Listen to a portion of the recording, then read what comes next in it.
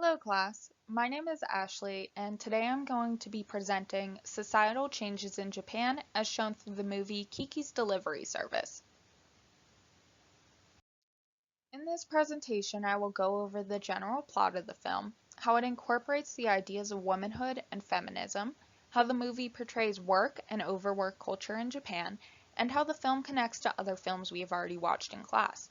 I'll finish the presentation with some concluding thoughts to answer the question that will follow on the next page. The question I will be exploring today is Kiki's Delivery Service showing Japan's societal shift of the late 80s, early 90s? Kiki's Delivery Service is a Studio Ghibli movie that came out in 1989. It was directed by Hayao Miyazaki, and the general plot of the story goes like this. Kiki is a young witch who just turned 13 years old. As per witch culture, she must now leave the home and travel to a new town to become the town's witch. She moves to the port city of Kuriko and lives in the attic of Osano's house. Kiki immediately attracts the attention of this boy Tombo because he is interested in her ability to fly. She ignores his advances for the majority of the movie, but towards the end warms up to him. But don't worry, this isn't a love story. Shortly after moving in, Kiki starts a delivery service for Osano's bakery and meets many cool people, one of which is Ursula, an independent female artist. Kiki ends up overworking herself with her delivery service and she loses all of her powers. In order to gain them back, she has to rest and discover herself, which she does by going on a vacation with Ursula. By the time she is recovered, it is just in time to save Tombo from falling off of a large blimp. Kiki ends up saving the day.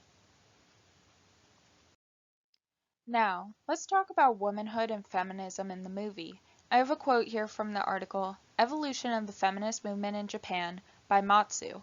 This quote says, once women step outside the boundaries and define womanhood beyond the separate sphere, they are ridiculed, trivialized, and stigmatized.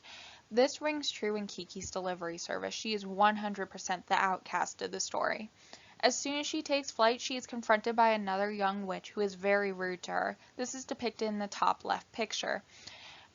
Kiki is not the traditional witch. She has a radio playing and she's struggling to fly on her broomstick smoothly, which the other girl makes fun of her for. Kiki also has trouble fitting in with other girls her age in her town like Tombo's friends. She struggles between her identity of being a witch and being a teenage girl and going through womanhood at the same time, just like many Japanese women struggle with deciding where they fall into with womanhood versus motherhood. Luckily, Osano and Ursula take Kiki under their wing. Osano and Ursula are both generally independent female figures. Osano has a husband, but he is not the main provider of the household. She owns and runs a bakery with a little bit of his help. Ursula lives alone with a few wild crows. She provides for herself via her paintings. The characters Ursula and Osano both take on motherly roles to Kiki, teaching her how to run her own business and how to balance her responsibilities. Both Ursula and Osano are independent females by feminist standards, but they still mother Kiki as a way to show their love for her. This agrees with an argument that the author Matsu, who I mentioned earlier, made that stating that feminism can look different for everyone. Matsu also went on to say that a majority of women will naturally care for others in like what is known as a motherly instinct. Motherhood is often associated with the housewife position in early Japanese household. Housewives in Japan are also known as shufus. In 1993, Kathleen Uno wrote an article questioning the death of the modern housewife because of the post-war falling birth rates and delayed marriages. This information was found in the article Housewives of Japan by Goldstein Gidani. The character of Kiki helps to showcase the death of housewives. Despite being younger than someone of marrying age, Kiki represents the young women in Japan who are not getting married and are not having children, and she doesn't display interest in this. Sure, we have Tombo crushing on her, but she never reacts to his advances, and she never goes for him. By moving, Kiki begins a new separate life from that of her mother's generation, and her mother's generation represents marriage, motherhood, and a lifetime job. Kiki is seen going through womanhood as metaphorically represented through Gigi, her talking cat, and her broomstick. When Kiki is fully matured, Gigi no longer talks to her, and she no longer has her original broomstick. This connects her from all things associated with her childhood. Kiki goes through womanhood without having to go through motherhood. Kiki's independence is very different from Japan in the 1960s, as said in this quote also by Matsu, saying, like American women in the late 1960s, however, Japanese women were discriminated against in the New Left movement and were usually excluded from the decision-making process, thought of as housekeepers or sex objects.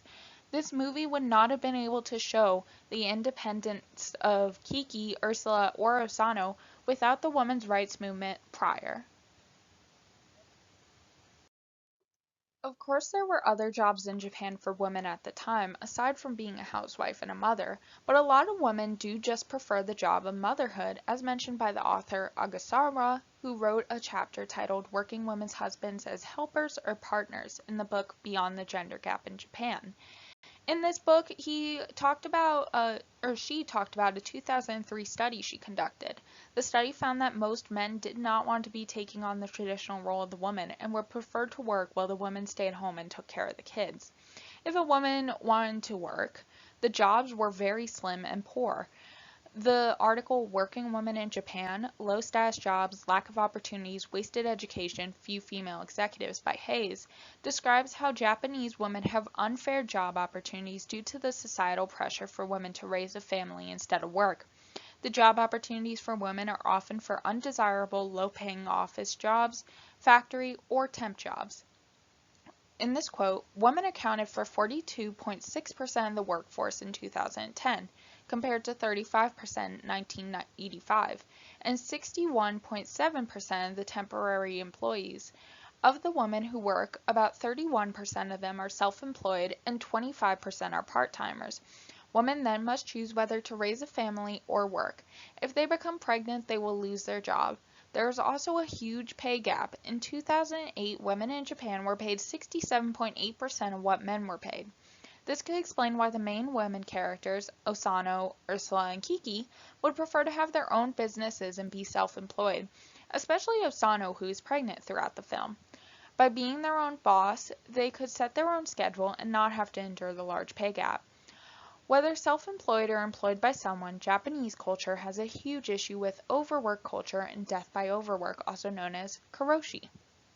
In 2016, there was a report that found that more than 20% of people in a survey of 10,000 Japanese workers said they worked at least 80 hours of overtime a month. This information is from an article by Burke titled Japan is Facing a Death by Overwork Problem.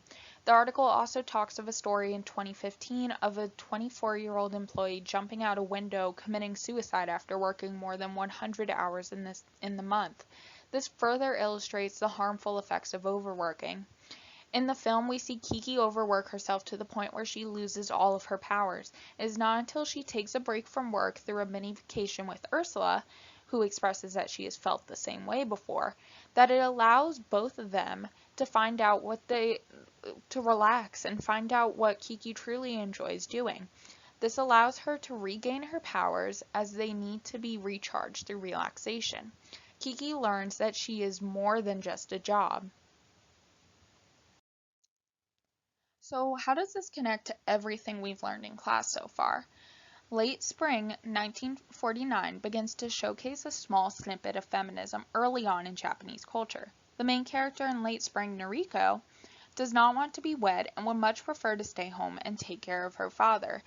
Noriko performs motherly duties to her dad, like Osano and Ursula do to Kiki, without any of them being a mother, and thus they are all practicing their own version of feminism, as mentioned by Matsu. Nobody knows the mom is the mad woman in the attic, a woman who has a split conscience between breaking societal norms or fulfilling her expected motherly duties. Similarly, in Tokyo Sonata, the mother struggles with finding herself through womanhood and motherhood.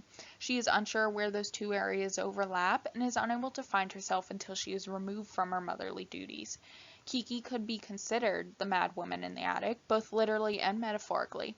She lives in the upstairs attic of Osano's home while also struggling with her identity of being a witch versus fulfilling her societal role of being a teenage girl. In the movie Occult, there was a lesson that followed which talked about the concept of gambari. And gambari is committing oneself entirely to their work until the job is done. In Japanese culture, work is seen as a noble act, but with that comes the possibility of overwork. Kiki devotes herself fully to her delivery service, which is praised constantly by adults around her, but eventually leads to her downfall as she becomes so focused on the work that it causes her to become sick and lose her powers. So, to now answer the question, do I think Kiki's delivery service represents a societal change in Japan in the 80s and 90s? I do. Kiki, through feminism, starting her own business, and learning how to balance her work life with everyday life, represents the new younger generation in Japan in the late 80s and early 90s.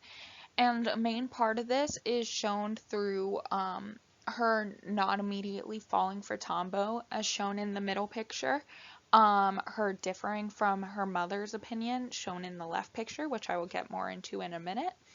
And just as I said before, she's starting her own business, which is not usual for women at the time. And she is learning how to balance herself in going through womanhood without going through motherhood. So moving on to the next point, I have two Japanese terms here, Shishuku Katsudo and Furita, which were brought up by Gordon Matthews in the book Seeking a Career, Finding a Job, Japan's Changing Generations, or Young People Creating a New Society. Shishuku Katsudo is lifetime employment from the time of leaving high school till retirement, and is somewhat common in Japan. Furita is a term used to describe young people who, instead of doing that, become unskilled part-time workers. The quote above, saying, although young women today are at least in theory able to pursue career track jobs on an equal footing with men, many of the women we interviewed who engaged in Shishuku Katsudo did not see their future jobs as determining their life chances, since they did not feel that they would remain in those jobs for life. They had a more flexible outlook towards Shishuku Katsudo than did the men we interviewed. This further shows the shift in generations that Kiki represents. I would even argue that Kiki and her mother in Kiki's delivery service contrast slightly on their commitments to lifetime employment. Being a witch has the possibility of being a full-time job of serving the town of choice, which is very similar to Shishuku Katsudo. The job starts very young and carries on for the rest of their life. Kakiri, who is Kiki's mom, has been working as a potion mixer for a very long time. This is shown by her regular customer Dora, who says that she remembers when Kakiri was a young girl.